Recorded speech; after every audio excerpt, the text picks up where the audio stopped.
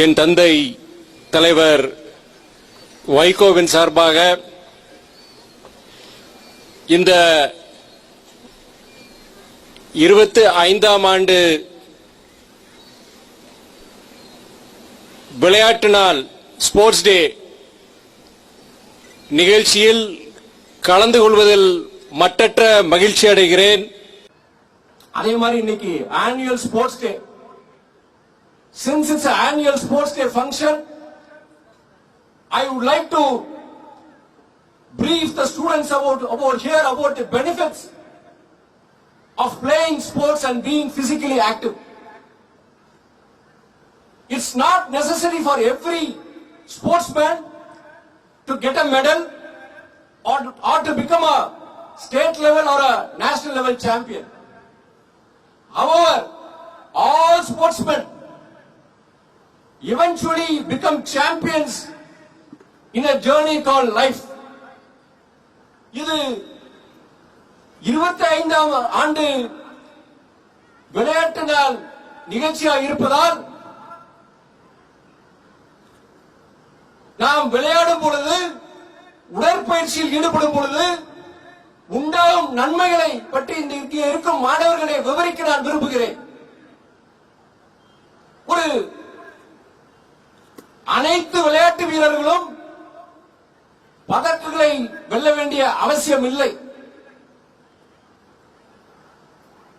நீங்கள் ஒரு விளையாட்டு வீரராக இருந்தால் ஒரு மாநில அளவில் அல்லது தேசிய அளவில் ஒரு விளையாட்டு வீரராக மாற வேண்டும் என்ற அவசியம் இல்லை. ஆனால் விளையாட்டு வீரர்கள் உடலால் உள்ளத்தால் வலுப்பெற்று வாழ்க்கை பயணத்தில் சந்திக்கும் தடை கற்களை தகர்த்தெறிந்து அவரவர் வாழ்க்கையில் வெற்றி வீரர்களாக, தீரர்களாக திகழ்கிறார்கள். Sports gives us physical fitness. விளையாட்டு நமக்கு உடல் ஆரோக்கியத்தை தருகின்றது. Sports gives us mental toughness. It teaches us about perseverance. It gives us discipline. It gives us mental courage to rise whenever we fall. It also teaches us how to embrace defeat with grace. விளையாட்டு நமக்கு மன வலிமை அளிக்கின்றது, விடாமுயற்சியை கற்றுக் கொடுக்கின்றது, நல் ஒழுக்கத்தை கற்றுக் கொடுக்கின்றது.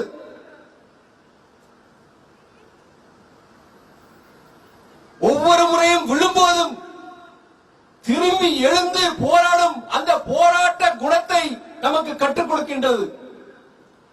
அதே போல தோல்வியை அரவணைக்கும் அந்த மன பக்குவத்தையும் நமக்கு அளிக்கின்றது விளையாட்டு. நெல்சன் மண்டேலா சொல்கிறார், the greatest glory in living lies not in never falling, but rising every time we fall. Nelson Mandela கூறுகின்ற இந்த மன உறுதியை விளையாட்டு நமக்கு அளிக்கின்றது. நாம் விளையாடுவதால், உடற்பயிற்சி செய்வதால் நமக்கு ஏற்படும் நன்மைகள் மருத்துவ அறிவியல் ரீதியாக நிரூபிக்கப்பட்டுள்ளன. Endorphin, serotonin, dopamine are happy chemicals that are generated within our body. These happy chemicals gives us self-belief, motivation and the ability to deal with stress. Dopamine, serotonin, endorphins இவை இயற்கையாகவே நம் உடம்பில், மூளையில் சுரக்கும் மகிழ்ச்சி ரசாயனங்கள்.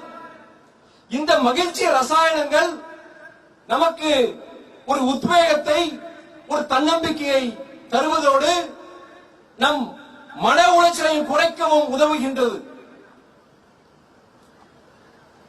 இது மருத்துவ ரீதியாக இதெல்லாம் மெடிக்கலி இதெல்லாம் ப்ரூவன். இதெல்லாம் நான் ஏன் சொல்றேன்னா, நீங்க விளையாட்டுங்கிறது போது நிறைய பேரண்ட்ஸ் பெற்றோர்கள் நினைப்பாங்க இதெல்லாம் வேஸ்ட் ஆஃப் டைம், இது என்ன போய் மெடல் வாங்க போறானா, இல்ல இதுல போய் நமக்கு ஏதாவது நம்ம பயனில் இருக்க போதாங்கிறது கிடையாது. மார்க் வாங்குறது மாத்திரம் கிடையாது. நீங்க ஒரு நல்ல ஒரு பர்சனாலிட்டி, உங்க பையனுக்கு ஒரு நல்ல ஓவரால் பர்சனாலிட்டி உருவானா உடற்பயிற்சி விளையாட்டு மிகவும் அவசியம்.